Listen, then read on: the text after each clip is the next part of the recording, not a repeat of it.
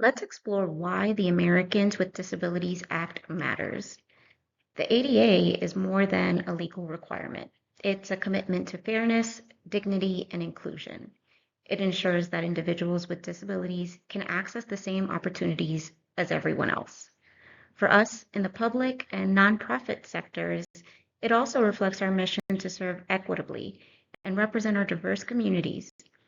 ADA compliance reduces the risk of discrimination lawsuits, promotes employee satisfaction, and ultimately helps us build trust in our institutions. So, what problems are addressed by the ADA? The ADA helps us address some critical workplace challenges. It tackles discrimination and helps us eliminate barriers to hiring, promotion, and full participation. It's also a tool to clarify some misconceptions around accommodations.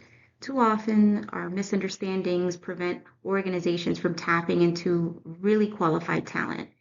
And when we ignore accommodation needs, it can lead to costly legal actions and reputational harm. At its core, the ADA helps us ensure that everyone who's qualified has the chance to contribute to the success of an organization. Now, what exactly qualifies as a disability under the ADA? It includes any physical or mental impairment that substantially limits one or more major life activities, things like walking, seeing, hearing, learning, and working. But it also protects individuals with a record of such an impairment who are perceived as having one. And that's important to remember. Managers don't have to diagnose someone, and an employee doesn't have to use the word disability to be protected. If someone expresses difficulty related to a medical condition, that should be your cue to start the conversation. So now you're probably wondering, what can a manager do to support an employee with a disability? This is where reasonable accommodations come in. These are adjustments that allow someone to perform their essential job duties without causing undue hardship to the organization. And some of these examples are making facilities accessible, restructuring tasks, modifying work schedules, or even offering different application formats. It could mean providing adaptive equipment like ergonomic chairs or sit and stand desks, or even allowing time off as part of the accommodation. This slide does not have a full list of what can be considered a reasonable accommodation, but should provide some insight on what you can provide. The key is that accommodations are flexible. What works for one person may not work for another. When an employee requests an accommodation or even just mentions a difficulty, managers must begin what is called the interactive process. And this is an ongoing good faith conversation between you and the employee to explore and brainstorm on what accommodations could be helpful. This is not about solving everything at once in one discussion or meeting. It's about being collaborative and creative and showing that you're making a genuine effort. Documentation is going to be super important, but also listening and truly understanding the needs of the employee is equally important. Your role is to engage and not make any medical or personal judgment. Understanding essential and marginal job functions, along with the job itself, is critical. The ADA only requires that accommodations allow an employee to perform the essential functions of a job. This does not include every single task. So let's take Jamie as an example. Jamie is a public health data analyst who, after a car accident, is unable to sit for long periods of time. Her essential job function, analyzing data, can be done successfully with a sit-stand desk, but the marginal function of setting up chairs is not core to her role and can be reassigned. By identifying what's truly essential, we can make reasonable job accommodations without compromising the role. Here are a few quick reminders for managers. First, Be sure to treat all requests seriously. Engage in the conversation when an employee mentions a difficulty and document the process. Keep notes on the conversations and steps being taken during the interactive process. Keep it confidential. Do not share any medical or disability-related information with anyone who does not need to know. Focus on ability and not limitations. Focus on what employees can do, and be sure to check in regularly to ensure that the accommodation is working and adjust if needed. More information can be found in the summary guide for this training that will be available to you after this training concludes. Thank you. We now turn our focus to the practical challenges and potential legal ramifications organizations face in adhering to the Americans with Disabilities Act. Our aim is to clearly delineate common areas of misunderstanding and error that elevate the risk of litigation.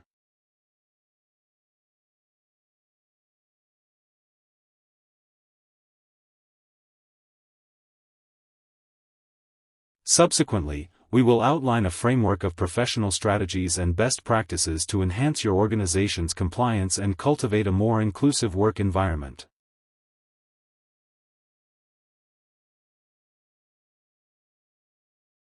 The ADA's principles are key to all employment stages: hiring, development, performance, benefits, and separation.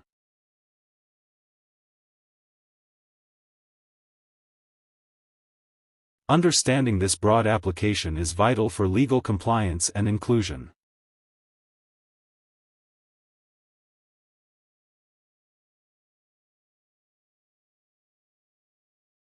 Moving beyond traditional, often narrow, perceptions of disability is essential.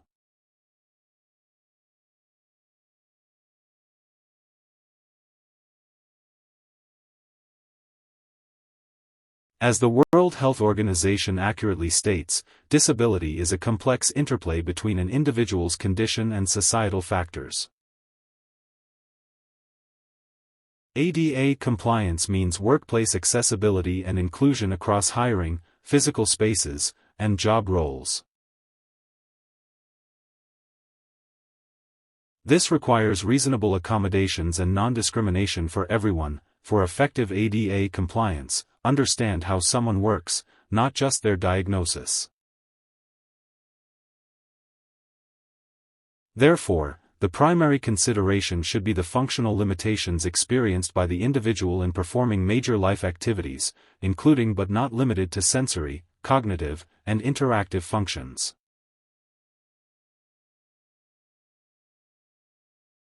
Overemphasis on diagnostic labels, without due consideration to functional impact, can lead to significant compliance errors and legal risks.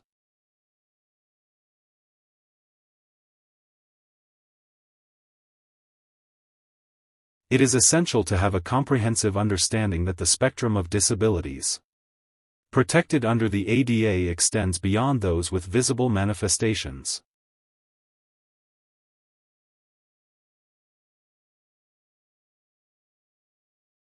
A range of conditions, including but not limited to anxiety, depression, chronic fatigue, migraines, learning differences, and autoimmune disorders, can significantly impact an individual's ability to perform essential job functions and engage in other major life activities.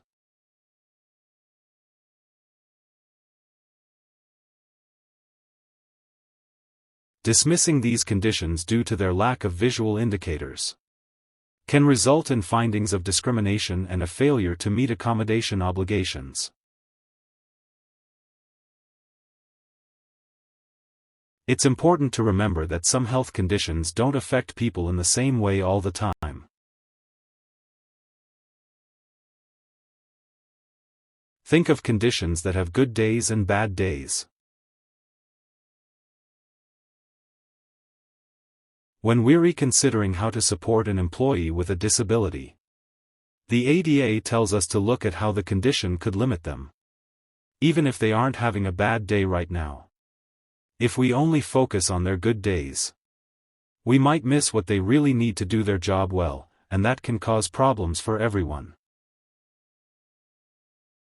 Quote, "The interactive process is the cornerstone of good faith efforts to provide reasonable accommodations."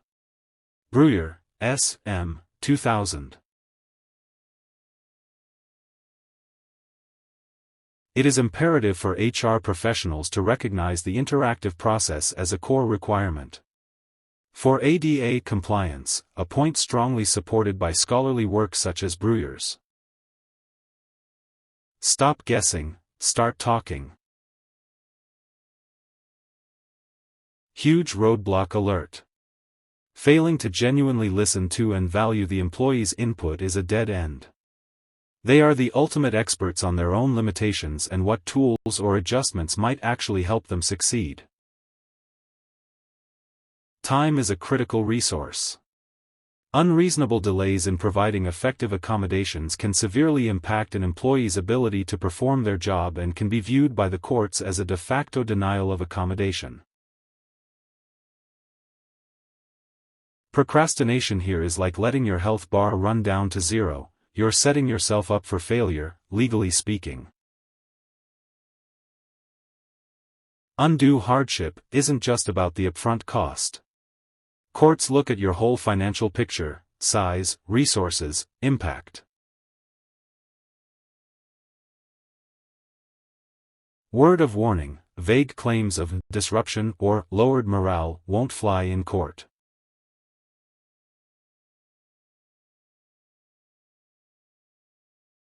You need concrete evidence, specific examples, and a thorough analysis demonstrating significant disruption to essential business operations. Assumptions create legal risk. Base decisions on facts, not feelings.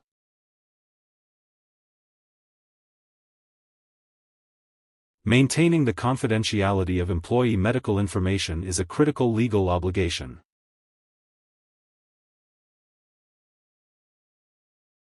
Any breach of this confidentiality exposes the organization to significant legal risk. Access should be restricted to essential personnel only, records secured rigorously, and all discussions handled with utmost discretion.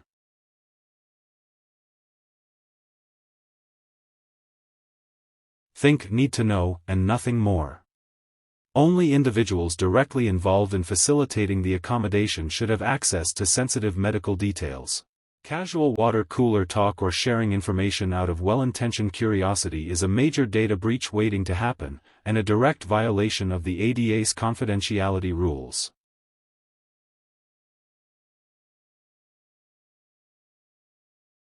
Retaliating against employees for exercising their ADA rights carries severe legal consequences.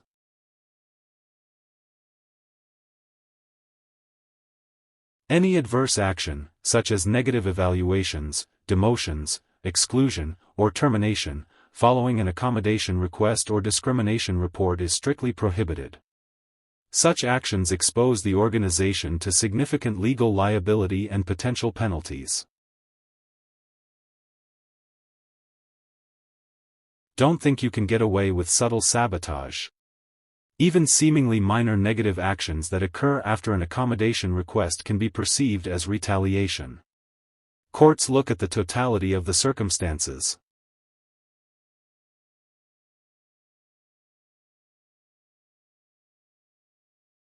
Key ADA takeaways for management.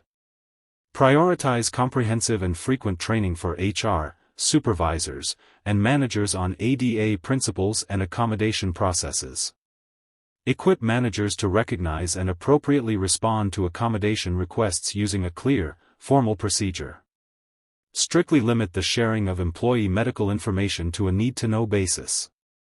Foster a respectful environment by preventing any harassment or negative remarks related to accommodations.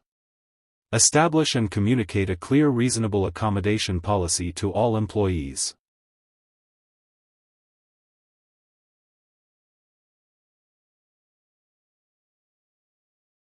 Thanks for your time. Remember, the EEOC and JAN are excellent resources to help you build a truly inclusive workplace.